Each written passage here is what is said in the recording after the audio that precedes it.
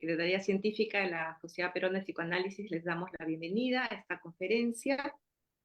Hoy nos acompaña Daniel Malpartida, él es psicoanalista, miembro de nuestra sociedad, de nacionalidad peruano-argentina, graduado como psicoanalista en nuestra sociedad, eh, y claro, miembro de la Asociación Psicoanalítica Internacional API, de la Federación de Psicoanálisis de América Latina, FEPAL, ¿no? Y es actual presidente de la Asociación Internacional de Psicoanálisis a través del arte, que es otra de sus pasiones. El día de hoy, él va a compartir con nosotros su conocimiento y su experiencia en un campo que viene desarrollando hace muchos años y ha contribuido de manera importante a acercarnos desde el psicoanálisis a entender la multiculturalidad de nuestros países latinos, ¿no? Él ha difundido el etnopsicoanálisis complementarista. eh, Posteriormente se ha dedicado a la investigación de las relaciones entre psicoanálisis y arte, ha elaborado un método de psicoterapia psicoanalítica del arte. Ya tenemos ahí una posibilidad de próximamente armar un segundo curso sobre este tema. Y durante los últimos 15 años ha destacado al psicoanálisis dentro del paradigma de la complejidad. Ha enseñado y dictado cursos y conferencias sobre psicoanálisis clínico y cultural en diversas universidades y asociaciones psicoanalíticas. Ha sido uno de los discutidores de los trabajos del libro anual de psicoanálisis en lengua castellana. Y bueno, tiene un conjunto de trabajos publicados, quizás a lo largo de la conferencia Daniel va a mencionar algunos, ¿no? Quería también comentar que esta conferencia es una introducción a un curso que vamos a tener muy pronto. El curso justamente es eh, poder acercarnos a los fundamentos del etnopsicoanálisis complementarista, que Daniel va a estar por supuesto a cargo, ¿no? Esto va a ser en agosto, el 6, el 13, el 20 y el 27, es virtual, los martes en la noche de 8:30 a 10, ¿no? Son 4 sesiones, vamos a presentar brevemente estas sesiones, ¿no? La primera clase va a estar dedicada a los ejes de la teoría y el método. La segunda clase se va a discutir la cultura e inconsciente desde esa perspectiva del etnopsicoanálisis complementarista. La tercera clase, con esas bases, vamos a ver con Daniel aplicaciones clínicas, ¿no? Y la cuarta clase se dedica al tema de correlaciones, ¿no? Que es un poco discutir la interrelación entre lo interior, lo exterior, la psíquica de la humanidad, de los niños. Es un tema complejo, novedoso para nuestro medio, aunque lleva muchos años en diferentes países desarrollándose, y que creemos que va a ser muy útil para nosotros. Eh, si ustedes están interesados en el curso, está circulando en nuestras redes y a través del mail de información para poder inscribirse. Pueden escribir a secretaría@spp.com.pe para poder acceder al curso. Los esperamos con mucho entusiasmo, y el día de hoy vamos a tener un anticipo de lo que va a ser este curso. Sin más, Daniel, te dejo ¿Qué el tal? uso de la palabra. Bueno, hola Rocío, ¿qué tal? Muchas gracias, buenas tardes a todos. Bueno, lo que tendría que hacer es, como tengo un PowerPoint, tendría que compartir pantalla. No sé si se puede desde allá, cómo hacerlo. Está Estás habilitado, ¿Está ajá. listo? Ya, todo listo.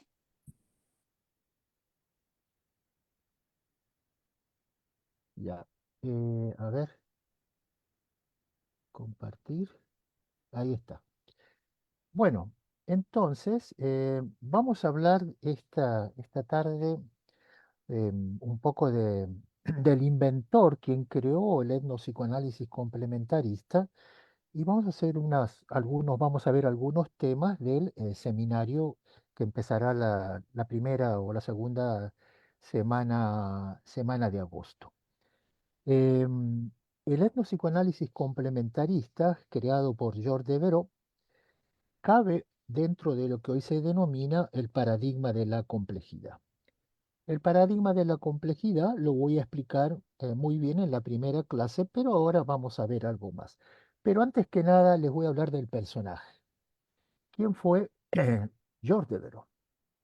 George Devereux en realidad se llamó Georges Dauveau, que era de una familia judía de la zona de Rumanía y ahora zona de Hungría, y nació en 1908. Eh, Fue un chico, un niño prodigio. eh, Él tocaba piano muy tempranamente. Estaba destinado a ser un pianista clásico de los mejores. Solo que ocurrió que tuvo un accidente en una mano. La operación le dejó la mano sin poder tocar el piano.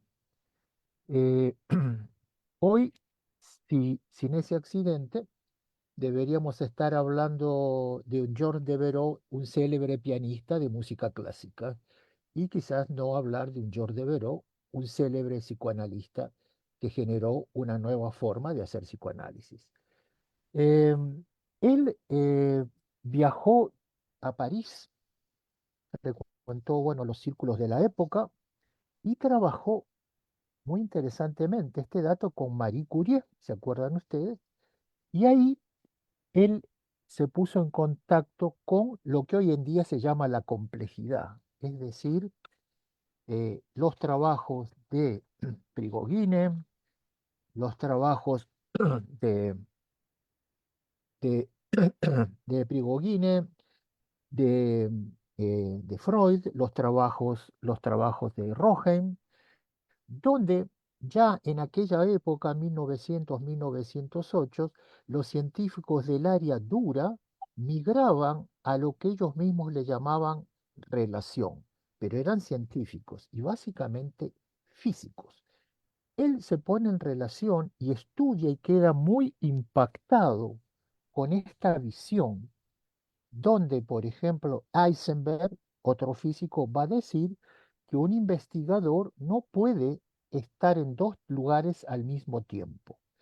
Esto de los dos lugares al mismo tiempo es lo que le hace pensar a él posteriormente el tema de la complementariedad, y viene de Heisenberg, un premio Nobel. Este dato, junto con otros, por ejemplo el de Freud, que también entra en la complejidad cuando dice en Psicología de las Masas y Análisis del Yo, que la psicología individual es al mismo tiempo y desde un principio psicología social, que es lo que hoy en el paradigma de la complejidad acepta plenamente. Y así sucesivamente, y por eso en la obra de Devereux aparecen estos, estos personajes. Por ejemplo, como Henri Poincaré, que es conocido como el padre de la teoría del caos. Vale decir, Henri Poincaré decía que hay una teoría y que las cosas que hacía el humano estaban antecedidos por una teoría y con una situación caótica que debía ordenar. Luego va a decir que el pensamiento, esto es circular, no es unidireccional, que tiene que ver con la nueva forma de pensar el paradigma de la complejidad. Se van armando en círculos, pero que no se cierran, sino que avanzan en espiral. Todos estos aspectos que voy a explicar mejor la próxima vez van configurando en la idea de Devereux, digamos, esta idea de lo que se denomina el doble discurso obligatorio o el doble discurso complementario. Él publica muy tempranamente en las revistas de antropología y después de graduarse de etnólogo bajo la tutela de Marcel Mauss, Levi Strauss, le consiguen una beca y va a trabajar con los indios Mojave en Arizona. Posteriormente y rápidamente va a Indochina, donde convive 2 años con los Edamuá. Posteriormente va a Estados Unidos, es un gran viajero, como se dan cuenta, y trabaja y dio clases en Berkeley, perteneció a varias asociaciones de psicoanalistas, en fin, tiene multiplicidad de trabajos, era de una inteligencia indudablemente superior, inspirado lector de poesía, por supuesto, de novelas. Al inicio, cuando tenía apenas 8 o 9 años, hablaba 4 idiomas ya, y ya a los 30, 35 años hablaba 8 idiomas, entre ellos el inglés, por supuesto. Y como otro dato para saber de quién estamos hablando, a los 55 años aprendió él solo el griego. Se educó y lo aprendió de forma autodidacta para leer el griego, a los poetas griegos, la literatura griega, los mitos desde el punto de vista de lo griego. Escribió aproximadamente 150 artículos.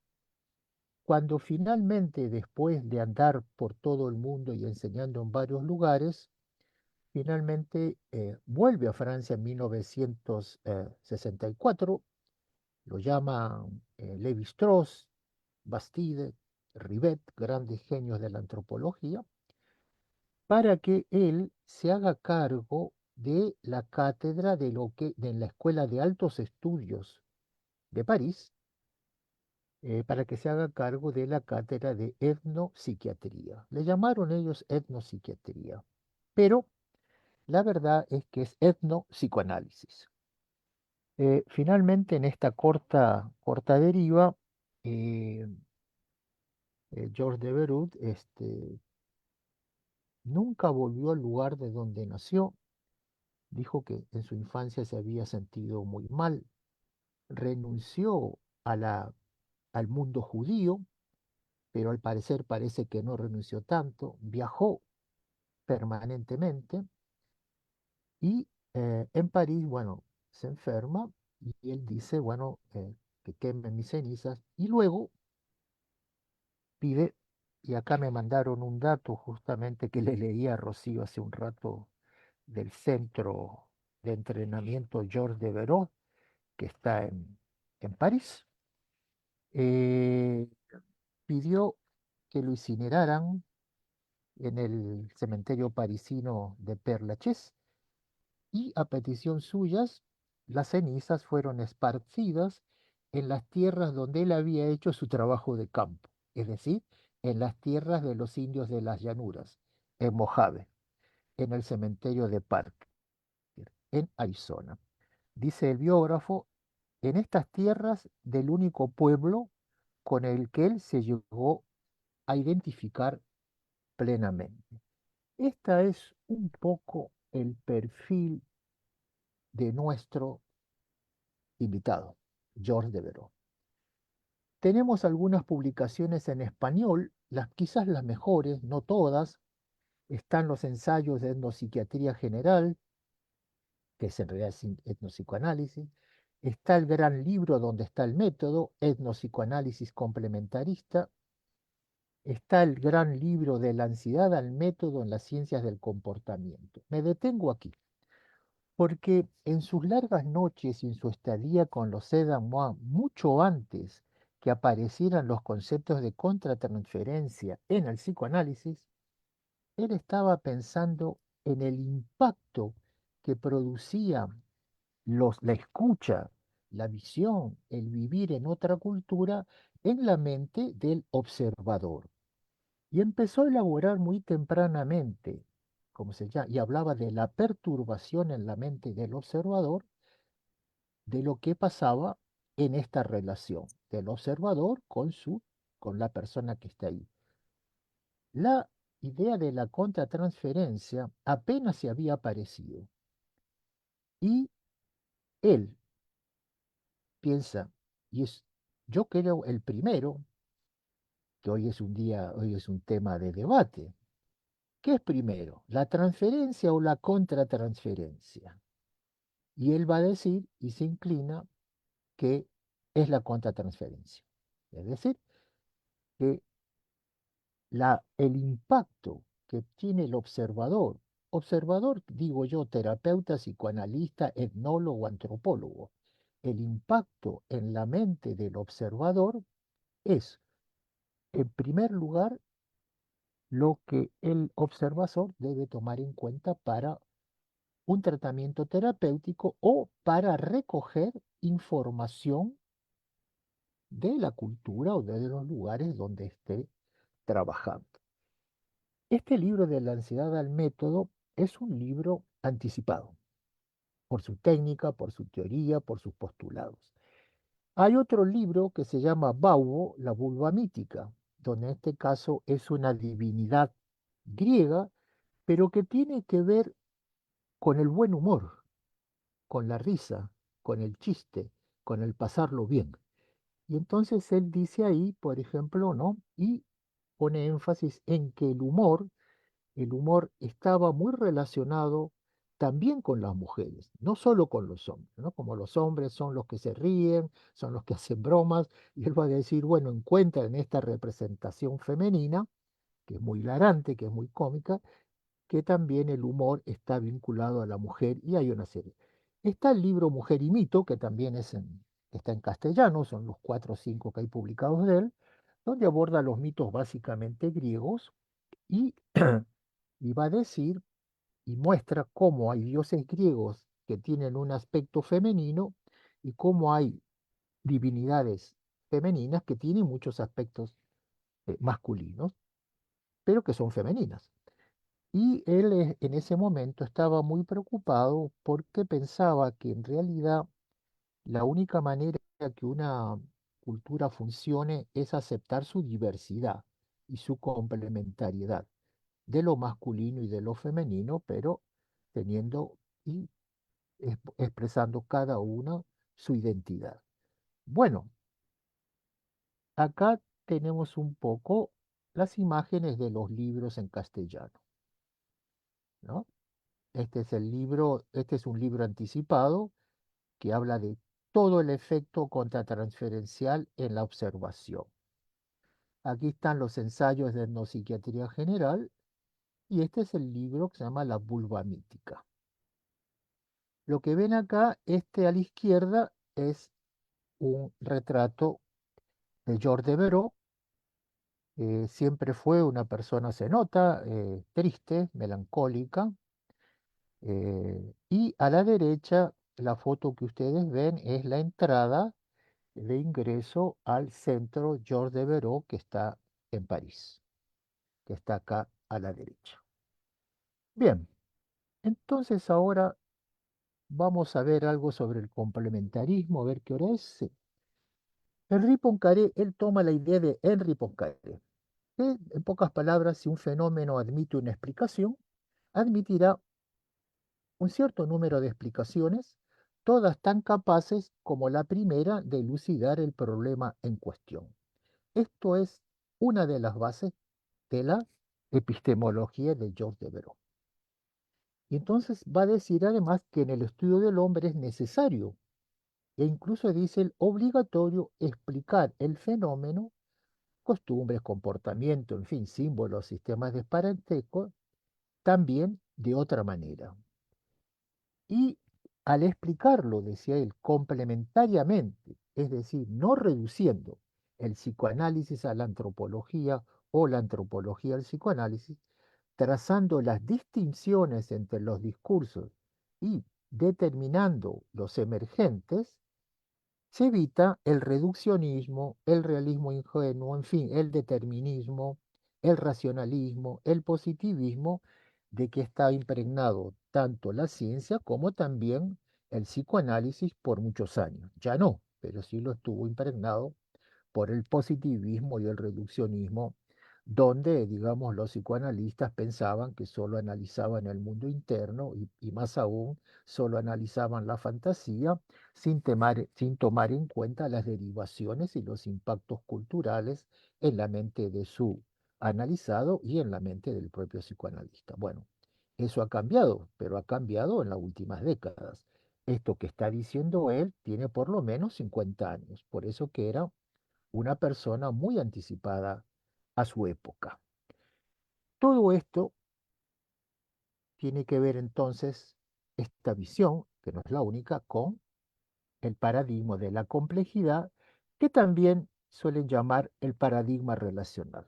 Aunque el paradigma relacional no queda muy bien porque la relación tiene dimensiones, entonces, pero bueno. En la complejidad los principios son lo dialógico, el orden y el caos, los opuestos y los complementarios. El mundo se va co-construyendo. El terapeuta co-construye con su paciente ese mundo que está escuchando y además está lleno de incertidumbres. Hay heterogeneidad, vale decir, el inconsciente es heterogéneo. La recursividad es cuando se da cuando los productos y los efectos son y generan causas y productores de aquello que los producen.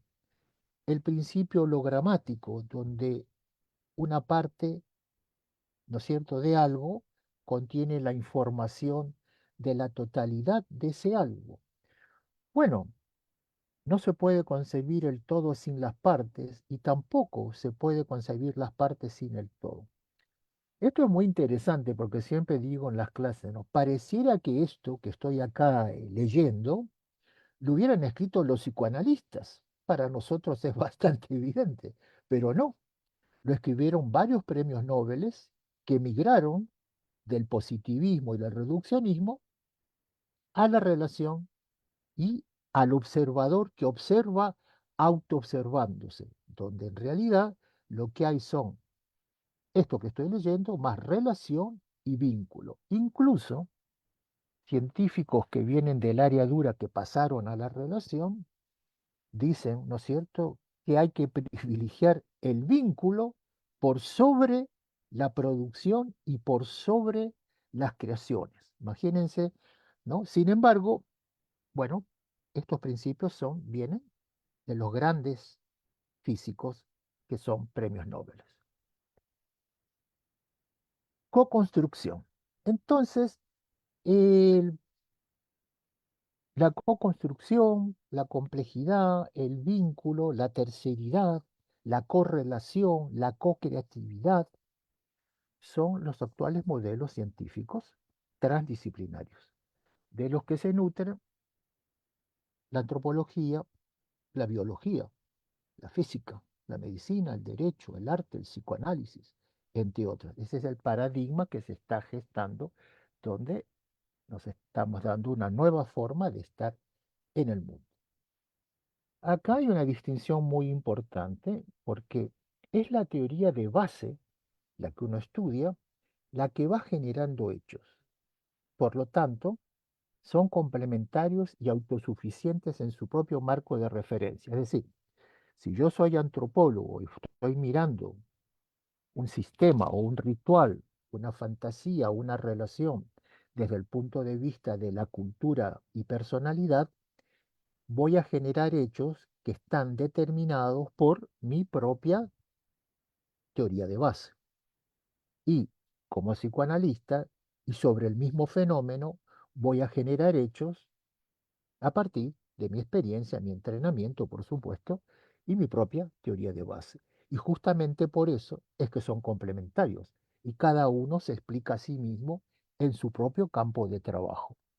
Pero el trabajo y la dificultad está en trazar las distinciones, las relaciones y los emergentes.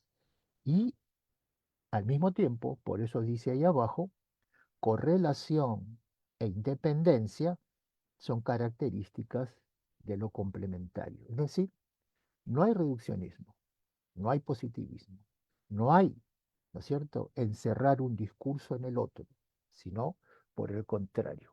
Pero bueno, pero fue esta metodología lo que hizo que los antropólogos, los sociólogos, los antropólogos, los etnólogos, en fin, se acercaran a la visión psicoanalítica y a la psicología profunda, porque sentían que ahora había un psicoanálisis que respetaba justamente la teoría de base de los antropólogos.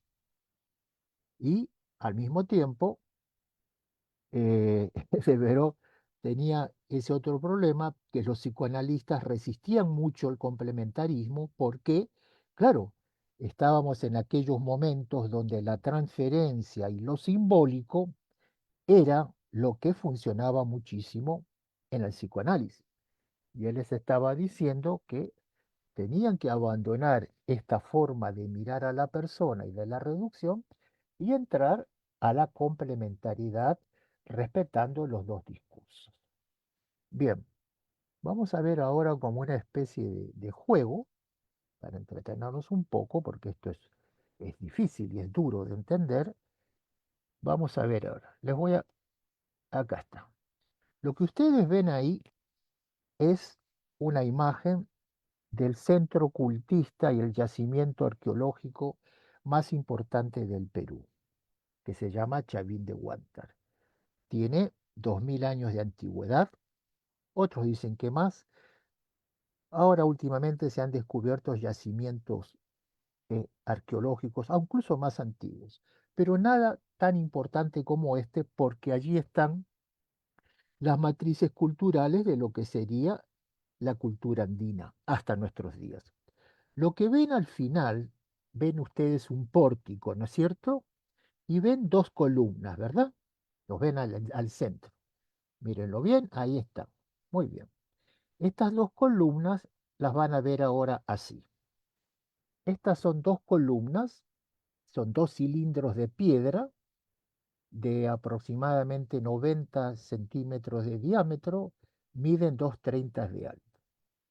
Le llaman los arqueólogos, atención aquí, la portada de las Falcónidas, porque arriba, no se ve acá, hay una serie de halcones, ¿no es cierto? Y también en estas columnas hay una serie de halcones, decían ellos. Bueno, miren ahora. Bien, les voy a... Miren, Rocío.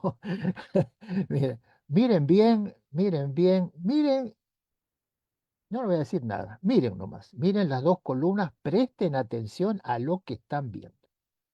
Daniel, ¿podrías poner la forma presentación para que se vea más grande la A imagen? ver, acá será, Ah, sí, ahí, perfecto. bien, miren bien ahí, miren, observen y como diría George Devereux, estamos jugando al etnopsicoanálisis, es un juego, autoobsérvense.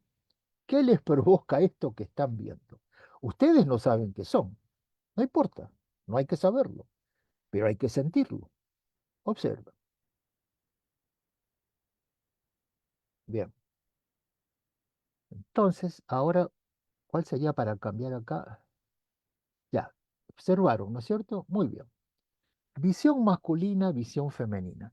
Los arqueólogos dijeron de estas representaciones que eran sendas aves ornitomorfas, ángeles atigrados, representaciones fantásticas que tienen como símbolos condensados al reptil, al felino, a las águilas, a las arpías, tienen garras, dientes de jaguar. Otros le llamaron, en fin, sendas aves antropomorfas, peces voladores y felínicos, símbolos todos altamente condensados. Tenemos acá la visión masculina. La visión masculina de Chavín de Huarta duró hasta 1981, donde aparece la visión femenina. Patricia Lyons fue porque ya falleció, una etnógrafa y arqueóloga célebre, muy, muy famosa, donde va a investigar Chavín de Huarta y presenta una tesis que yo diría impactó profundamente en toda la cultura peruana, porque va a decir que hay varias representaciones de mujeres sobrenaturales a partir de una básica e incontestable evidencia. El motivo, la presencia, la puesta en visibilidad de una fantasía cultural, la vagina dentada. ¿Es así? Muy bien. ¿Ven acá? Dos caras que comparten una misma boca. ¿La ven? Acá es la coleta completa. Dos caras que comparten una misma boca. El impacto de esta observación, porque ella va a decir además que no solamente son estas las representaciones, sino en el 80% de la lítica de Chavín son representaciones con mujer de vagina dentada. Fue un impacto tremendo porque pasamos del discurso de los hombres al discurso de una mujer.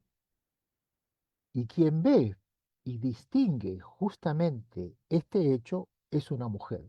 Entre tanto, los hombres habían hecho lo que ustedes ven, seres ornitomorfos, en fin, ángeles atigrados, invenciones. Y esta mujer, ahí tienen la representación directa, ¿lo ven? Va a decir que esta es una de los símbolos fundamentales que además están asociadas a mujeres guerreras.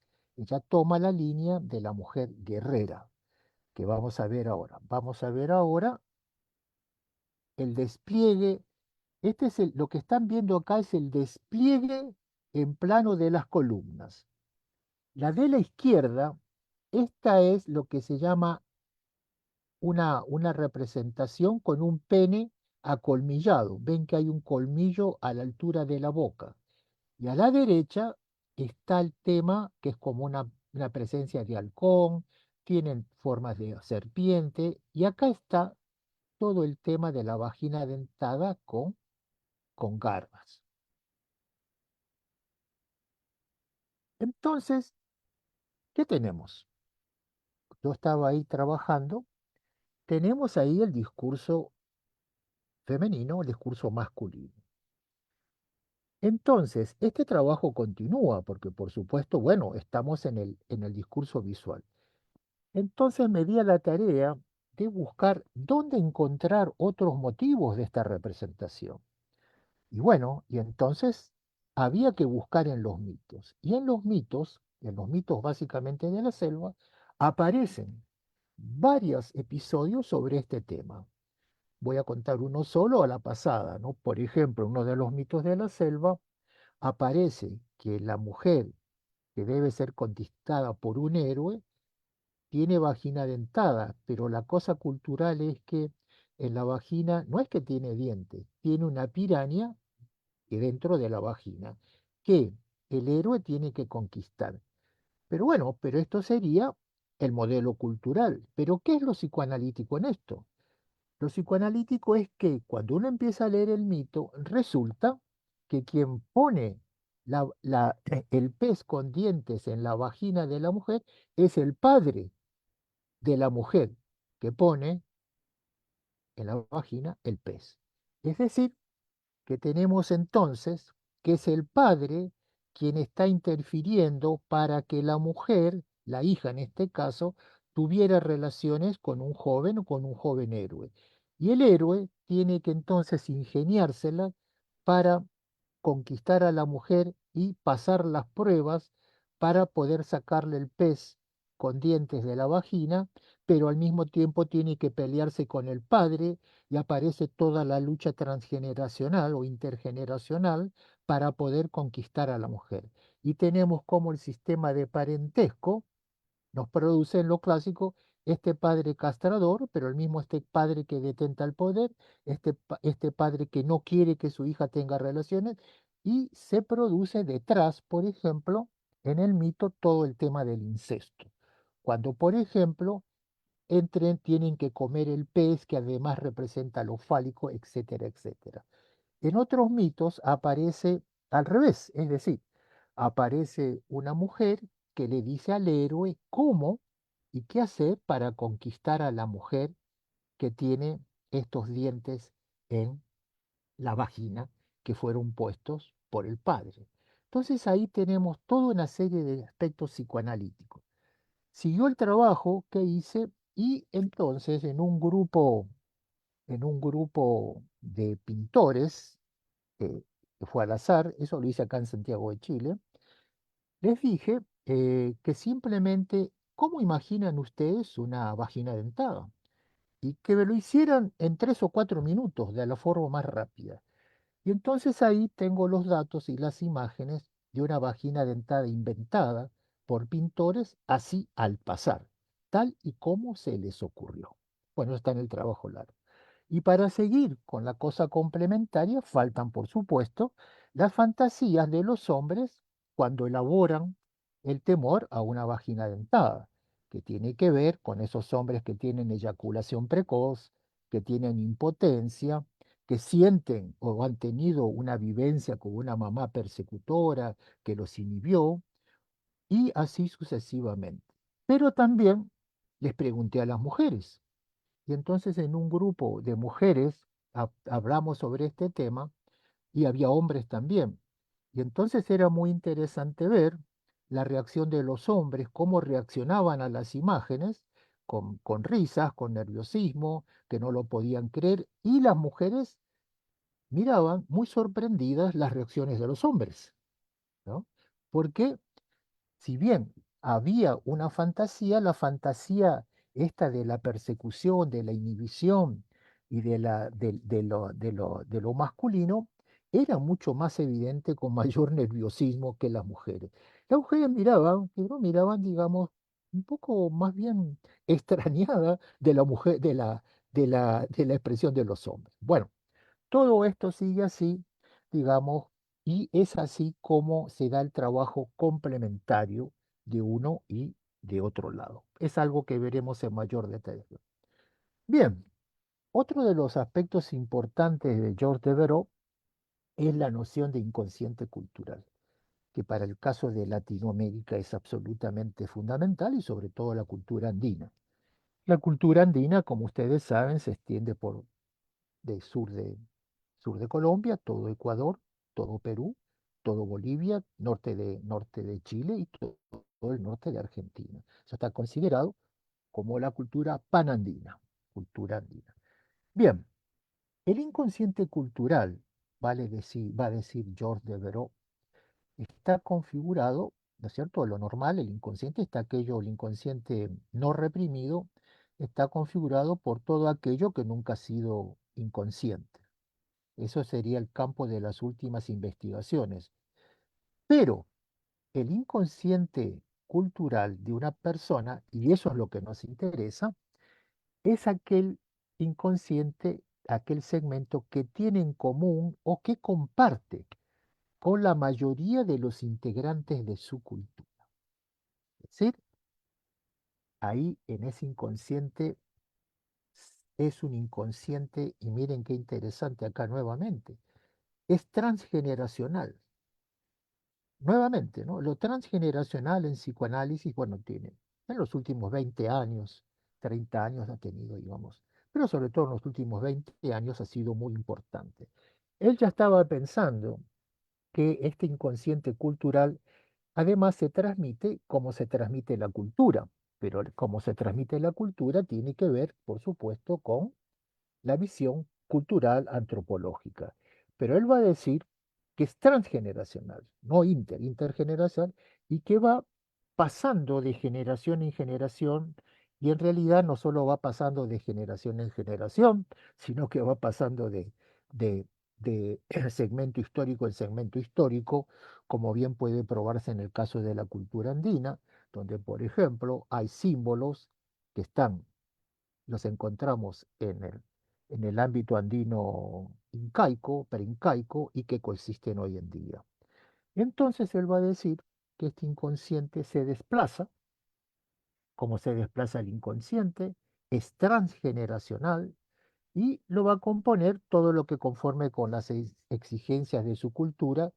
Cada generación aprende por sí misma a reprimir y luego va a trasladar a la siguiente generación, que también reprime algunos aspectos y otros quedan libres. Esto viene de una idea de Freud. Digo Freud ¿por qué? Porque lo que decía George Devereux siempre, todo el tiempo, que él era un freudiano auténtico, que era de verdad freudiano y bueno, lo que él hizo es, por supuesto, ampliar muchos conceptos freudianos. Es lo, digamos, es lo que hoy se llama, digamos, sobre todo lo que viene de Francia, el psicoanálisis de conceptos ampliados, que es otra forma de decir el psicoanálisis dentro de la complejidad o, si quieren, el psicoanálisis relacional. Aunque hay problemas con ese tema del psicoanálisis relacional. Prefiero hablar de psicoanálisis dentro de la complejidad. Así entonces, esto que se va trasladando a través de los sistemas, también va a decir algo muy importante, que este inconsciente cultural cambia, ¿no? De la misma forma como cambia la cultura. Y se expresa a través de costumbres, rituales, símbolos, objetos, imágenes, lenguajes y sobre todo a través del sistema de parentesco, ¿no es cierto? El sistema de parentesco es muy importante en nuestra cultura, en la familia, ¿no es cierto? Nosotros tenemos un sistema de parentesco y en los Andes, en las culturas, hay diversas formas de parentesco, diversos modelos de parentesco que son fundamentales para entender a cualquier persona que vive en determinado segmento cultural. En los mismos Andes hay múltiples estilos de parentesco. Y es en el sistema de parentesco donde se dan todas las alianzas. Lo bueno, lo malo, lo prohibido, lo permitido, la triangulación, la cuatripartición, la agresión, la culpa, todo está dentro del sistema de parentesco. Y es, y es fundamental porque al final lo que uno hace en psicoanálisis o en psicoterapia, ¿qué es? Bueno, es el análisis exhaustivo del sistema de parentesco del paciente. En realidad, uno se la pasa dando vueltas todo el tiempo en el análisis exhaustivo de los sistemas de parentescos que uno analiza. Esa era otra de las ideas de Verón. Bueno, y tiene razón, así era. Así que iba a decir que este carácter, este inconsciente étnico, tiene una fase que es consciente, luego inconsciente y que está siempre relacionado con el entorno. Es decir, no está la idea del inconsciente cerrado. La verdad que nunca estuvo el inconsciente cerrado, pero, sin embargo, en algunos lugares de la cultura se hablaba del inconsciente cerrado. La verdad que en Freud tampoco está la idea del inconsciente cerrado, fue más bien un invento de los ingleses ese asunto del inconsciente cerrado. Pero bueno, pero además no solamente eso, sino que nuestro inconsciente está vinculado al entorno, a la cultura, y que hay un camino de ida y vuelta entre lo externo y lo interno. Así, entonces, va a decir otro de los aspectos fundamentales, es decir, que tiene que ver, y esto sí es absolutamente psicoanalítico, que dice que cada cultura permite que algunas fantasmas, pulsiones, otras producciones del psiquismo accedan y estén en un nivel explícito, vale decir, consciente, evidente, que circulan en la cultura, y unidos o implícitos. Por eso se explica que todos los miembros de una cultura posean y expresan cierto número de conflictos inconscientes. Y otra cultura puede tener otra serie de conflictos inconscientes. También es a la inversa. Lo que en una cultura está permitido, en otra cultura suele estar prohibido. Por ejemplo, en, en el Valle del Mantaro, en Huancayo, hay un pueblo que se llama Mito. Y encima del pueblo Mito hay un pueblo que se llama Aco. El pueblo que se llama Mito, no sé por qué se llama Mito, pero en todo caso ahí hay un grupo que se llaman los huacones, que son personajes que llegan con la noche una vez al año y son los ordenadores de los conflictos del pueblo y son los que demandan y le piden a la gente que se ha portado mal, que ha transgredido, que se, que se acomoden, es decir, que cumplan, que sean fieles, que sean éticos, que tengan principios. En el pueblo de arriba existe lo mismo, pero son mucho más castigadores. Entonces los huacones del pueblo de arriba, de Aco, que siempre se han caracterizado por ser más agresivos, cuando van bailando, porque bailan estos huacones que son enormes, con unas máscaras de madera que de verdad dan miedo, castigan a los que le llaman ellos los penitentes, ¿no? Los que transgredieron las normas de la sociedad y la cultura, y los castiga con látigos de forma muy violenta. Sin embargo, en el pueblo de abajo no los castigan, sino que los espetan con la voz. Son formas culturales donde en alguno abajo está prohibido golpear, pero arriba sí está permitido golpear. Son prescripciones culturales, unas son explícitas y las otras están reprimidas. Ahora, las explicaciones en una cultura, por ejemplo, y que son marginales, como por ejemplo la locura, en fin, hay varias patologías culturales, en general son marginales a la cultura. Ahí hay un tema importante, porque en general la antropología cultural estaba, ya no, pensando poco menos que la cultura era una suerte de paraíso, donde todo estaba permitido, donde todo estaba bien y que había que entender que era así. Y lo que va a hacer Devereux dice, no, no es así. Y en primer lugar, la cultura no es ningún paraíso, nunca lo fue. Y bien, ahí viene la pelea con los antropólogos culturalistas. Y les dijo que en realidad lo que ustedes no están viendo es que la cultura tiene además sus propias configuraciones que atentan contra la propia cultura y que son parte inherente del proceso. Entonces, cuando aparecen las distorsiones culturales, ¿no es cierto? ¿Qué es lo cultural? Son marginales, pero la cultura dice de qué forma te vas a volver marginal. ¿Eh?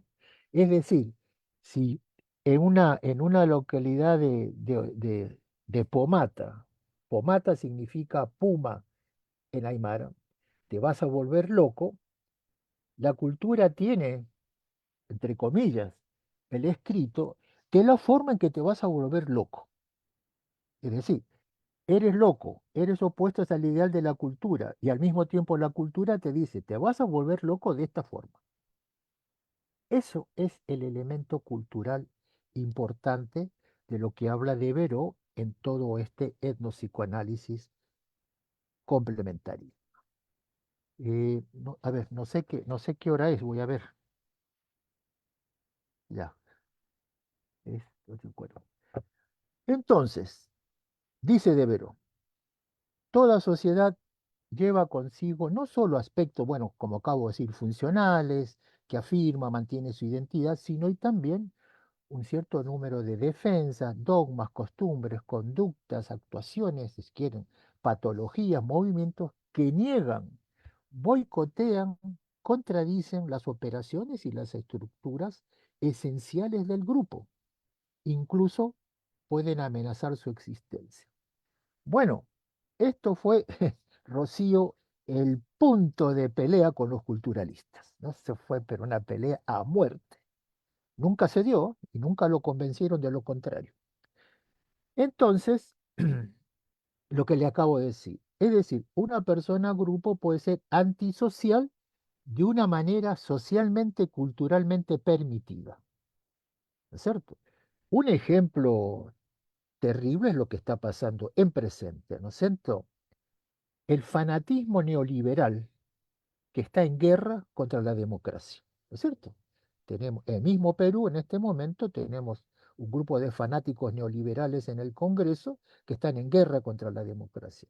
Bolsonaro estaba en guerra contra la democracia. Milei está en guerra contra la democracia. Trump está en guerra contra la democracia. Meloni está en guerra contra la democracia. Pero utilizan la democracia para estar en guerra contra la democracia. Y al mismo tiempo son marginales porque no aceptan ni conversación, ni escuchar, ¿estás conmigo o no estás conmigo? Eso están dentro de la cultura y al mismo tiempo atentan contra la propia cultura. Tomo este ejemplo porque, bueno, es un ejemplo evidente para hoy en día. ¿Qué representación pongo aquí de ejemplo, ¿no? Para una representación cultural milenaria en el Ande es el llamado Pistaco Oñacac. Em, este personaje que aparece en los en los mitos, pero aparecen en las cerámicas, en los huacos, en los muros de todas las culturas prehispánicas, que lo pueden ver ustedes, que es aquel que degolla a las víctimas, que es un sacrificador. Al mismo tiempo, aparecen los mantos paracas, eh, cambia, y es lo bien lo que dice George de Verón, va cambiando como cambia la cultura. Este personaje que es milenario, que está en las cerámicas, cuando llegan los españoles, ¿qué pasa? Se aseguraba que los nacac o los pistacos, ¿no? Servían, por ejemplo, para la grasa de los humanos, para la fundición de las campanas. ¿Por qué? Porque se suponía que las campanas a que le ponían esta grasa humana sonaban mucho mejor y más profundamente. Cuando llegaron los españoles, fueron, fueron vistos como pistacos, como nacacs, porque atentaban contra los andinos. Bueno, y evidentemente viene todo este cataclismo de la conquista donde los exterminaban. Fíjense, va cambiando el personaje. Cuando llega el ferrocarril a un lugar que se llama Jauja, en la Sierra Central del Perú, se daba descontado que los cazadores, los pistacos, eh, sacaban la grasa a los humanos para mandarla al gobierno central para que ellos los comercializaba y que empleara esta grasa de los andinos para lubricar las locomotoras. Se dan cuenta desde el punto de vista de antropología, tenemos que la violencia llega de fuera, que la violencia que se chupan a los andinos, que los coman, pero resulta que quien lo hace es la representación milenaria del pistaco. En Puno, por ejemplo, se creía y hoy en día se cree que la grasa humana se envía a las minas de oro con el fin del mantenimiento de ciertas máquinas que guardan celosamente los huiracochas. Los huiracochas son los hombres blancos, digamos, ¿no es cierto? Entonces, esto es lo que se llama cómo va cambiando la representación y el personaje en la cultura. Y este pistaco, que es la representación cultural del célebre y milenario degollador, va cambiando de acuerdo como aparecen los avatares culturales. Los últimos pistacos que aparecieron en Perú son los que aparecieron en la Guerra Sucia en la época del terrorismo de Sendero Luminoso. Entonces aparecen, ¿no? En la zona de Ayacucho, decía el mito que el presidente de la República, Alan García, había soltado a 400 pistacos para que asolaran a los campesinos de esa zona. Pero también a la inversa, los andinos en la época del terrorismo pensaban que eran pistacos justamente el ejército que entraba a las comunidades a matar a las personas, pero también eran pistacos los terroristas que entraban a... Entonces vemos cómo hay representaciones que permanecen en lo fundamental a lo largo de siglos y cambian como cambia la cultura y como cambia el contexto. Por ejemplo, otro ejemplo, hace 2 años, cuando sacaron al, al presidente, que fue hecho por Dina Boluarte y toda la gente del Congreso, y se armó una marcha que le llamaron la Marcha de los Cuatro Suyos. Los Cuatro Suyos, el Tahuantinsuyo, es un símbolo que tiene 500 años, probablemente más, que viene del lado de los incas, y fue tomado para protestar y rebelarse contra el poder central de Lima como la Marcha de los Cuatro Suyos.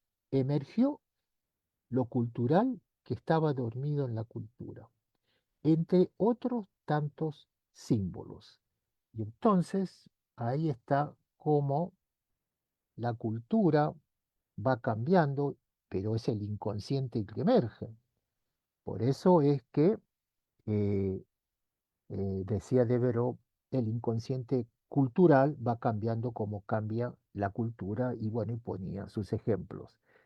Eh, una, una, una muestra de cómo se desplaza el inconsciente y la cultura, por supuesto, es el fenómeno de las migraciones, ¿no es cierto? Los fenómenos de las migraciones que estamos viviendo desde siempre, ¿no? Desde el principio de la historia, la migración es uno de los hechos más trágicos del humano eh, a lo largo de toda la historia, y en los últimos años todos sabemos lo que pasa con la migración.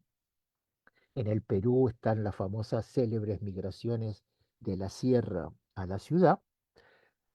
Poco a poco Lima se fue andinizando y los migrantes tienen una serie de aspectos que, bueno, que no vamos a ver acá, pero es importante pensar que los migrantes, que hay migrantes por causas violentas, por causas económicas, por amenazas, como fue en la época del terrorismo, donde emigraron cientos de miles a la costa de Lima y millones salieron del Perú. Bien, pero los migrantes también son portadores de cultura y también son portadores, traen por supuesto lo que se llama el inconsciente cultural y trasladan el inconsciente. No es que el migrante va y trae explícitamente lo que uno puede observar, es evidente, que es la cosa cultural, por supuesto, sino que además traen su inconsciente cultural y traen bueno, sus sistemas de parentesco que se instalan en otras áreas culturales donde vienen, bueno, todo el traumatismo de la llegada de los migrantes con una serie de repercusiones tremendas que han sido muy bien estudiadas por el psicoanálisis y que están volviendo a ser estudiadas desde múltiples ópticas y donde verdaderamente el psicoanálisis ha hecho un gran trabajo con la migración en todos lados. Desde el punto de vista del psicoanalítico, por ejemplo, alguien que trabaje con un migrante, es importante, ¿no? Si uno pertenece a la misma cultura y o si el terapeuta pertenece a la cultura A, la nuestra, la cristiana, religiosa, qué sé yo, y el otro pertenece a una cultura tribal, ¿cómo abordar los problemas? Bueno, lo que hacía Devereux es lo que hoy día se llama el diálogo terapéutico, ¿no? Incluso le explicaba lo que le decía el padeciente, como yo no digo paciente, sino padeciente, le explicaba, cuando él presentaba un problema, le decía, sí, bueno, mira, qué sé yo te está bien, pero yo además tengo esta otra idea, ¿qué te parece? Mira, yo pienso esto, ¿qué te parece a ti? No, que sí, bueno, está bien. Y estoy pensando, porque lo que tú me estás diciendo, sí, es cierto que en tu cultura es así, pero además, ¿no será esta otra cosa? Es decir, un diálogo de construcción permanentemente de una cultura y la otra para llegar a un acuerdo, por ejemplo. Bueno, eh, aparecen también eh, las perturbaciones de las que hablábamos hace un rato y nuevamente más la cultura dice, ¿no es cierto?, las indicaciones cómo hacer, cuándo hacer y qué hacer. Se podía ver muy evidentemente en esta marcha de los Cuatro Suyos, donde gente de Puno, de Arequipa y de todo el lado del Perú pues, se organizaron para marchar a Lima, y uno podía ver ahí exactamente los modelos de conducta y las organizaciones y cómo se organizaban para marchar y a protestar a Luis.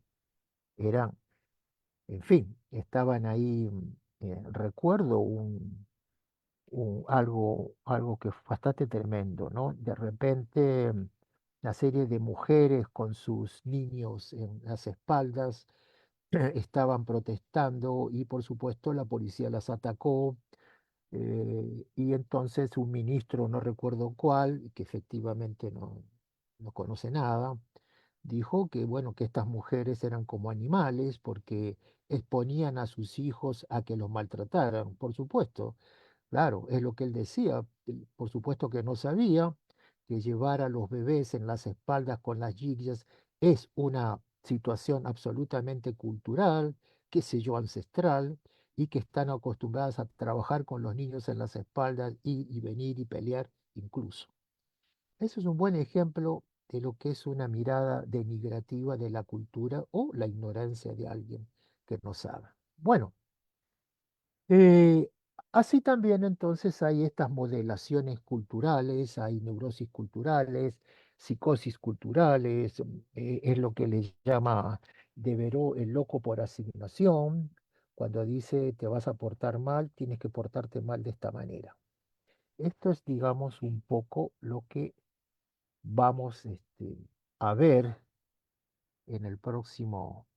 Yo no sé si sería bueno que conversemos un poquito, porque ya es ¿no es cierto? Estamos como en la hora, ¿no, Rocío? Sí, tenemos hasta las 2:30, pero tal Bu- vez haya Bueno, si alguien algunas quiere preguntar intervenciones. algo, ujú, a ver acá cómo aceptar, cómo salgo de acá. Quienes, quienes quieran intervenir pueden levantar la Ah, ahí mano está. para darles la pantalla.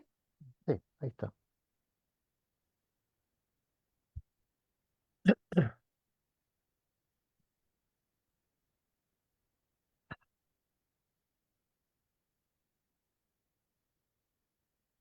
Estaba pensando, Daniel, Sí, que en países como el nuestro, digamos, hay tanta a veces distancia cultural, ¿no? Entre sectores. Tenemos este caso de abuso sexual en unas sí, escuelas de población sí, sí, Aguajún, ¿no? En la zona de Bagua. Y justamente el ministro de Educación y la Mujer el Ministerio de la Mujer han aducido, ¿no? sí. Que se trataría de una práctica cultural para justificar la situación. Es una locura Las eso. mujeres No puedo creer lo que estás diciendo. No puedo creer. son las dirigentes Aguajún las que han No, salido a no, denunciar que eso no es una práctica cultural, ¿no? no, pero no. Es Eh, más, es por un lado está eso, pero también hay una una demanda, locura. ¿no? De ¿Ah? atención, hay una demanda de atención a estos Claro, niños de abuso claro. sexual, ¿no? Y yo Claro. pensaba, o sea, cómo incorporar esta variable cultural, que son niños aguajún, ¿no? En la Ajá. escucha de un problema que atraviesa a las sociedades en la Sí, historia sí, y en la... sí, sí, sí. ¿no? Mira, hay una Eh, forma que es muy buena, que es a través de la expresión de imágenes y de arte, ¿no? Es decir, a través del dibujo, a través de la expresión libre, a través del modelamiento, para incorporarlos. ¿Por qué? Porque estos chicos abusados o maltratados se les hace muy difícil hablar sobre estas cosas, muy difícil. Pero sí, siendo niños, lo inherente en el niño no es justamente la palabra, lo inherente en el niño es el hacer, dibujar, corchetear, pegar, rayar, garabatear, y esa es una forma importante que tiene, que es impresionante, ¿cómo se llamaría? El efecto terapéutico que tiene para ayudarles de alguna manera a poner en imágenes lo que les pasa, e imágenes incluso de las cuales no es necesario que hablen. Te digo esto porque es un poco lo que enseñamos en esta formación de terapia a través del arte, justamente con niños abusados, que también acá en Chile hay muchísimo. Y es en el mundo de la expresión libre donde los chicos se encuentran, acompañados del terapeuta, por supuesto, ¿no?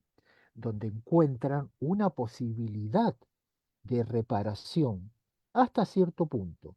Esa es una forma, digamos, porque la verdad es que lo que dice este hombre, el ministro ¿de qué? De Educación, bueno, eso es un, no, bueno, en realidad, si en una comunidad descubren que alguien maltrata a un niño, yo creo que lo matan. O sea, no es ninguna práctica cultural, no. No, es decir, yo creo que pobre de él, ¿no? Si le pasa a algún chico, eso está totalmente prohibido. Eso no es así. Pero lo que vemos ahí es nuevamente, ¿no?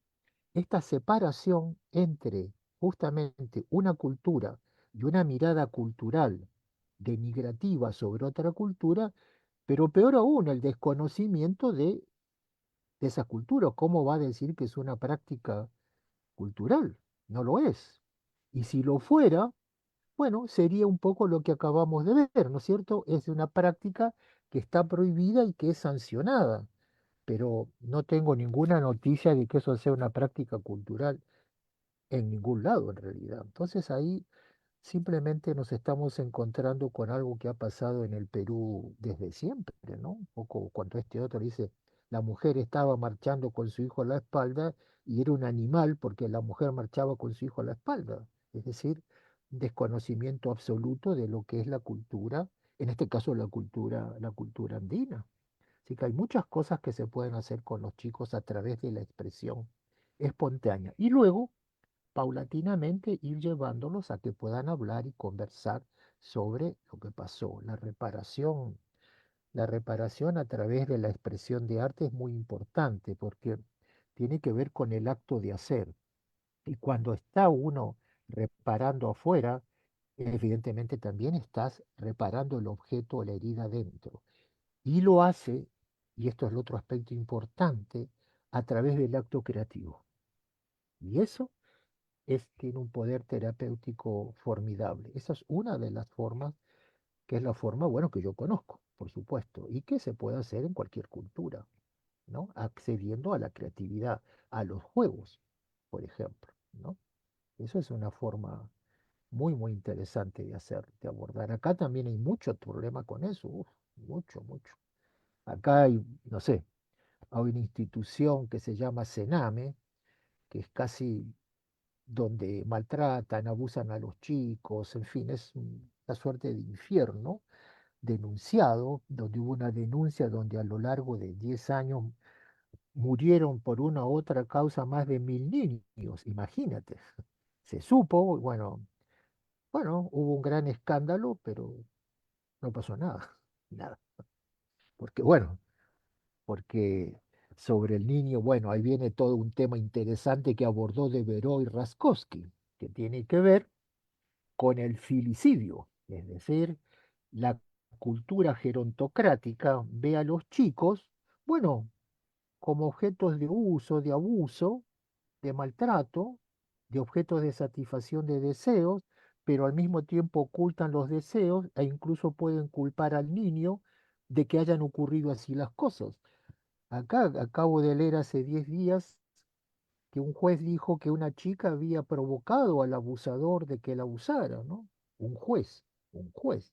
O sea, entonces ahí está toda la cosa inconsciente adulta funcionando para minimizar, negar y remitir y hacer responsables a la llamada cultura andina de estos actos. Es decir, tenemos ahí problemas de fondo bien graves, bien graves que no son nuevos, ¿ah? Que no son nuevos. Entonces, bueno, algo de eso vamos a ver en la última parte del seminario, cuando ahí se habla de la voz de los niños y los obstáculos psicoculturales a la comunicación terapéutica, pero que lo voy a combinar también con el tema del filicidio y cómo la cultura adulta ha ocultado durante mucho tiempo todo este maltrato y abuso de niños y niñas. Y no solo lo han ocultado, sino que lo han justificado, lo han racionalizado y muchas veces echándole la responsabilidad a la víctima y no al adulto. Y esa es una situación universal, universal. Tremendo es eso. Claro. Es tremendo. Yo sí, me llegó una información lo leí, me llegó la información de ustedes, pero no sabía esto, no, no sabía lo que, no lo podía creer, la verdad que eh, eh, tampoco podía creer que un juez absolviera al adulto y le dijera a la niña que era causante de la seducción, imagínate. Tiene que ver pues eso tiene que ver con las distorsiones adultas, tiene que ver con eso. Tenemos tiempo para algunas intervenciones si de nuestra audiencia quieren participar. Sí, Pilar. Tu micro. Ajá. Ah, hola Pilar, ¿qué tal? Perdón. Hola, gracias Daniel. ¿Cómo Hola, hola. estás? Aquí Yo, estamos. Mm, digamos, tengo algunas preguntas generales no muy claras, pero las voy a ir soltando así, ¿ya? Em, una de las críticas que se le ha hecho siempre a la antropología es que peca como de eurocentrismo, ¿no? O sea, son los antropólogos que van a estudiar a los salvajes, a los primitivos, a ver cómo son, cómo funcionan. claro, y, y los estudian desde un sesgo de su propia cultura. O sea, entiendo claro. que lo que tú nos has explicado es que la propuesta ahora es como mirarse a sí mismo como Ujú, observador, ¿no? ¿Cómo es que estoy? ujú, Pero hay algunas cosas que, por ejemplo, siempre se repiten. A donde tú vas, no sé, y hay cosas arqueológicas o antropológicas. Está, por ejemplo, el asunto del binarismo. Siempre ujú, todo está dividido en dos. mm, Acá la portada de Chavín de Huántar, ¿no? ujú, Está el masculino y está el femenino. Y a claro, donde tú vas a ir te van a decir, bueno, está la luna, que es la femenina, el sol, que es el claro, masculino, claro. arriba y abajo, etcétera. Y yo quería saber si de repente en alguno de estos estudios etnopsicoanálisis eso se pone en cuestión o se observa de manera distinta, ¿no? Bueno, Eh, hay muchos estudios, pero por ejemplo, como yo conozco mucho y bastante de la cultura andina, lo, lo, mas- lo masculino y lo femenino, por eso hablaba yo mucho del sistema de parentesco, y por eso Devereux pone mucho énfasis en los sistemas de parentesco, porque es en los sistemas de parentesco donde se juega lo femenino, lo masculino, las alianzas, lo simbólico, las relaciones, el poder. Y hay sistemas de parentesco que son patrilineales, sistemas de parentesco que son matrilineales, sistemas de parentesco como el incaico, que era matrilineal, que es el tema de lo femenino y lo masculino, pero que se van cruzando. Por ejemplo, en, en mi libro sobre los sacrificios está, por ejemplo, el sol y la luna, ¿no es cierto? Es lo clásico en todas las mitologías incluso. Pero resulta que el hombre y la mujer, ¿no es cierto?, son hijos del sol y de la luna. Representaban en el ámbito andino a, este, a su papá. Cuando tienen hijos, los hijos de esta mujer y este hombre y esta mujer son los nietos de la luna y el sol. Cuando viene el tema del sacrificio, tanto el hombre y la mujer se unían en el sacrificio del hijo. Y la ley decía entregar el hijo a los abuelos. Entonces, ahí hay una conjunción, una forma femenina y otra masculina. Pero lo que destaca la cosa psicoanalítica es algo tremendo, pues, ¿no?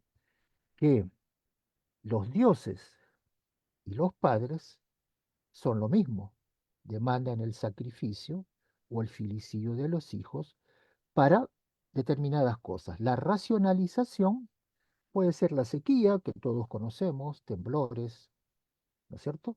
Las enfermedades, puede ser también una larga, una larga sequía, como dije, y todo esto es una racionalización, dice la cosa psicoanalítica, para ocultar, y eso lo dice Devereux, también Raskowski, para ocultar las verdaderas pulsiones destructivas de los adultos contra los hijos. Y eso se ve mucho, por eso Devereux habla de las pulsiones destructivas de los adultos en contra de los hijos, y no a la inversa. Entonces, esa es una visión, está en el parentesco. Pero en otros sistemas de parentesco, el poder, por ejemplo, en el caso del Edipo, el famoso Edipo que funciona en todo el mundo, en una cultura, por ejemplo, no es el papá el que recibe la agresión en el caso del Edipo, sino el tío. y es el tío quien está sustituyendo al papá. En otros aspectos de la cultura andina, donde es una sociedad matrilineal, como eran las panacas andinas, entonces quien tenía el poder de decisión, es decir, quien decidía la economía de la familia y o del sistema, la economía, lo simbólico, qué se hacía, cómo se hacía, era la mujer. Y como la mujer tenía el dominio, entonces la agresión de los hijos iba hacia la mujer y no hacia el papá. Entonces, según los sistemas de parentesco, va cambiando la configuración del odípico. Por eso De Vero dice que si los antropólogos, y esto es una cosa genial de él, ¿no? Si los antropólogos hicieran una larga lista de las costumbres, fantasías, qué sé yo, símbolos encontrados en el medio cultural, esa lista coincidiría con una lista hecha por psicoanalistas de fantasías o medios clínicos, costumbres que encontrarían en el medio clínico. Con lo cual, decía él, se probaba la unidad psíquica de la humanidad.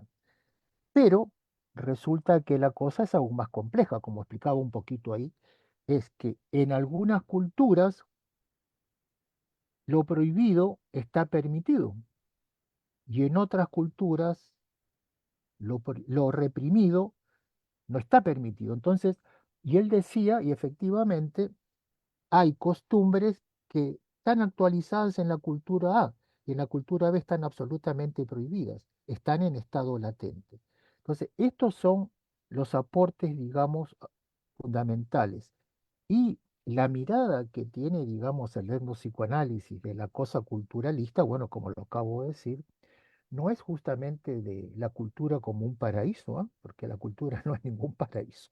O sea, tiene sus aspectos contradictorios, tiene sus aspectos que boicotean a la cultura, tiene sus patologías e incluso tendencias autodestructivas como la tenemos nosotros, cosa que para los culturalistas no les gustó mucho, que evidentemente tenían esta idealización sobre la cultura, ¿no es cierto?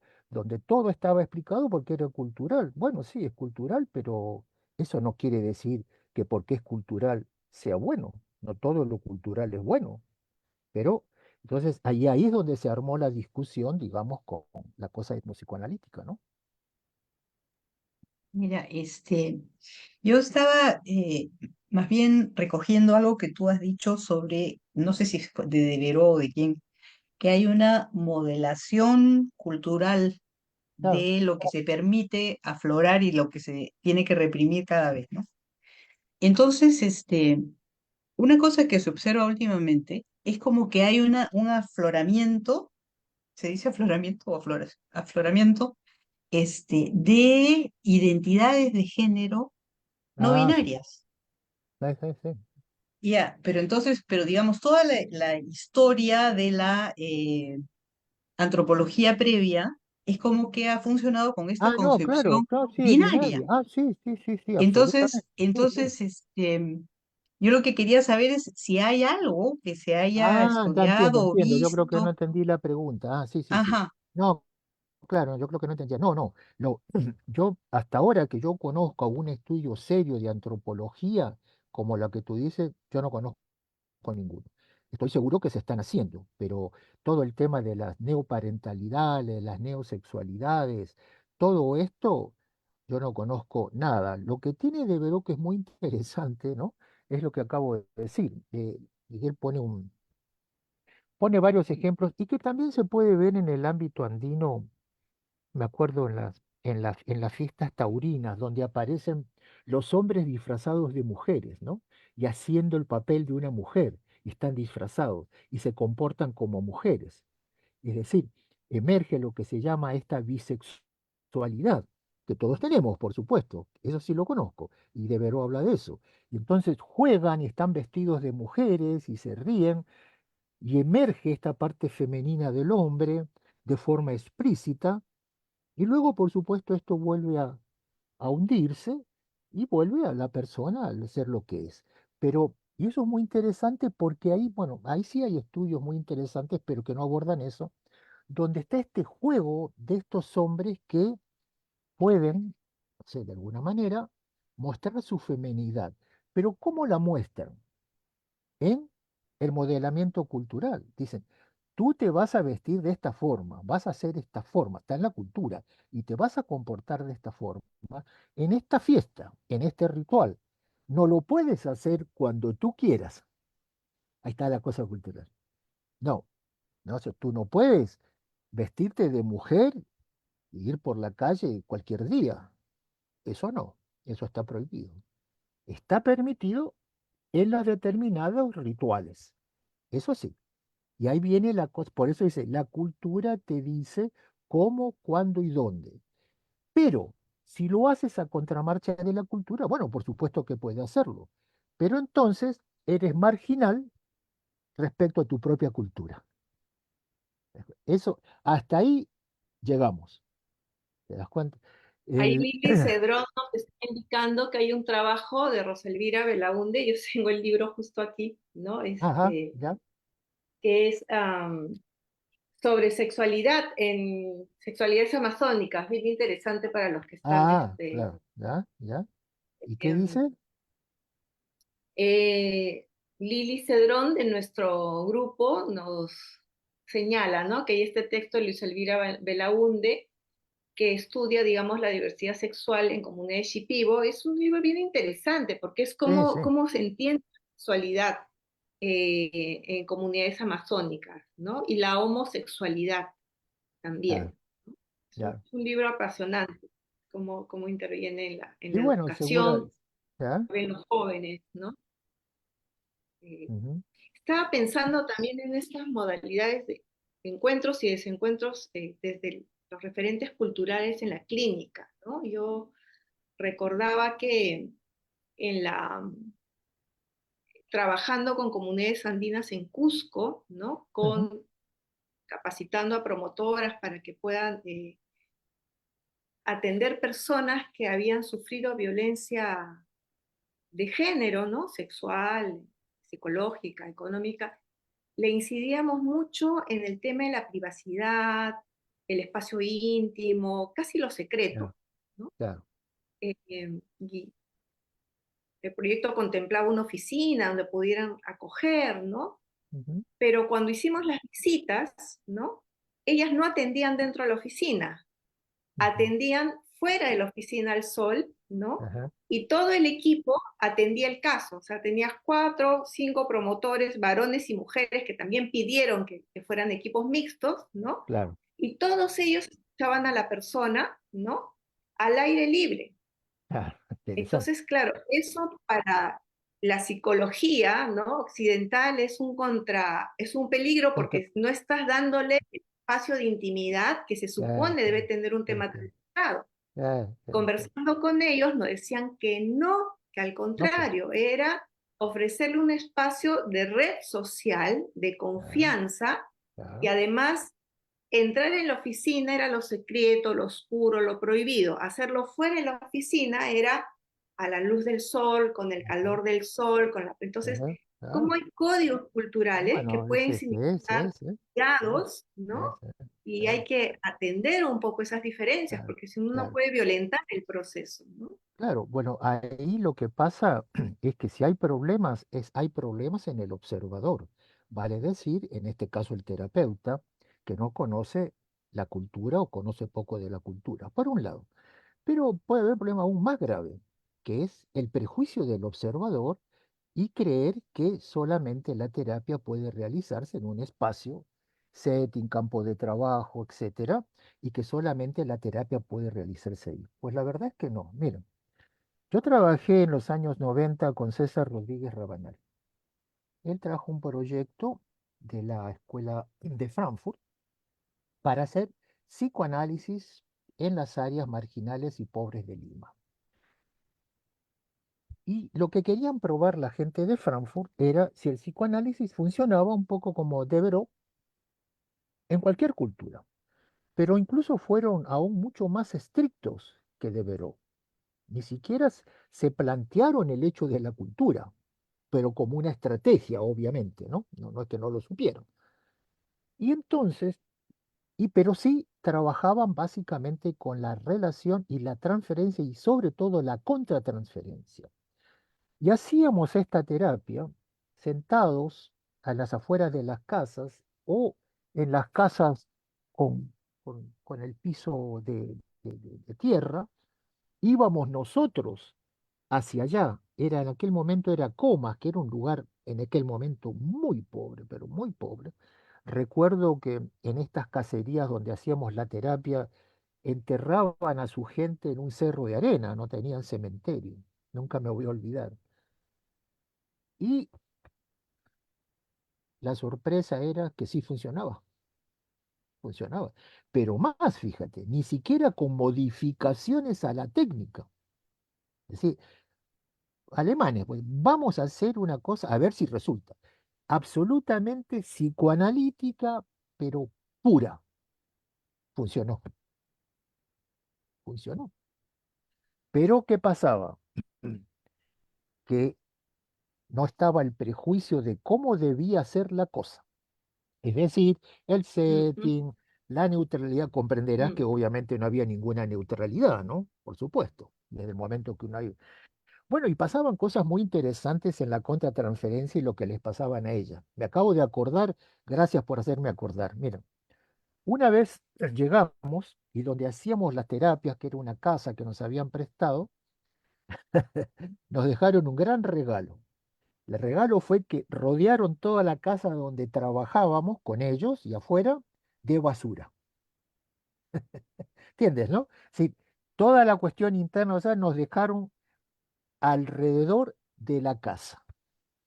Bueno, llegamos y por supuesto llamamos y empezamos a conversar, bueno, ¿por qué habían dejado todo esto? Bueno, y ahí estaba toda la cosa andina. Bueno, pues papito, es un regalo que le estamos haciendo de la cosa que tenemos dentro. Claro, si uno fuera un terapeuta, dice, ah, no, lo que pasa, que me quieres agredir, que me quieres maltratar, que qué sé yo, que sí, sí, puede ser, está bien. Pero ¿sabes qué? Cuando uno los escuchaba, decía, bueno, si nos están diciendo que saquemos todo lo que tenemos dentro, bueno, ya, lo vamos a sacar, tomen, háganse cargo. Un terapeuta ingenuo viene, no, lo que pasa es que tú me estás diciendo esto, me estás maltratando, que me estás agrediendo, que la, no sirve. No sirve. Bueno, por eso hay que tener la mente abierta y escuchar. Bueno, lo que quiero decir es que en realidad funciona. En el cambio, el campo abierto, efectivamente, en el ámbito andino, todas las grandes decisiones se toman a campo abierto, todas las conversaciones comunales, las comidas comunales, las danzas, todo se hace a campo abierto, todo.